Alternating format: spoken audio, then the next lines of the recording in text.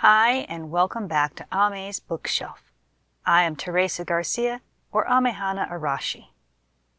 Today, I am reviewing Dark Horizons, Mind Glimmers by Glenn Allen Becker. I'm giving this a 4.5 star rating, and rating it as a young adult.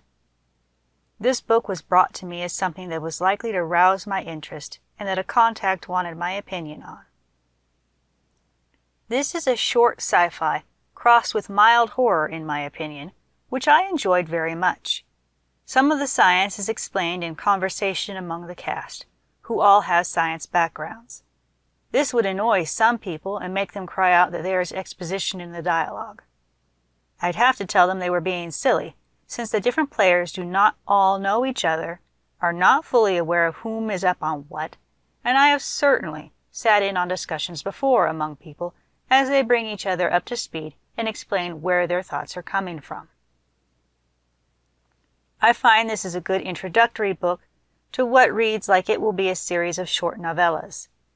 The copy that I was handed consists of 86 pages, so I was able to get through this quickly once allowed to settle down with it. This reads quickly, lightly, despite the science jargon that crops up at times, and I definitely recommend this for a rainy day read. Perhaps not on the beach, though. The tale centers around Rock, a pro football player that receives an injury which then grants him flashes of foresight. I really appreciated how this depiction of the big burly football player did not paint him as just another dumb jock. I had a classmate that wanted to go pro that got injured in a car crash. He is now an oceanology professor, the last I heard of and from him, so this story made me think of him. This book, as far as its horror goes, is set as a contemporary story and deals with the Fukushima disaster and the western coast, my home beat considering how much time I spent growing up between the mountains and the sea. The Fukushima disaster is something that I have much interest in, although not as much time to keep up on the continued developments and studies as I would like. It is my interest in this that caused me to say, "This sounds like a book for me." The style may be a bit off-putting for some.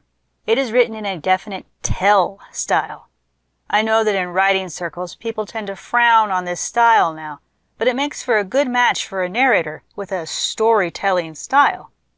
I personally enjoy sometimes having a narrator give foreshadowing, and there were times when reading that the way things were phrased made me envision a storyteller at a campfire leaning over so that the fire gave him the diabolical smirk that pairs so well with a late-night s'mores fest.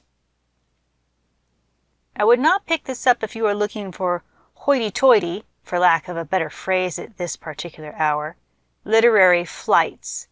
This is a nitty-gritty, fast-moving pace for a quick trip. I hope to read more. I will be following.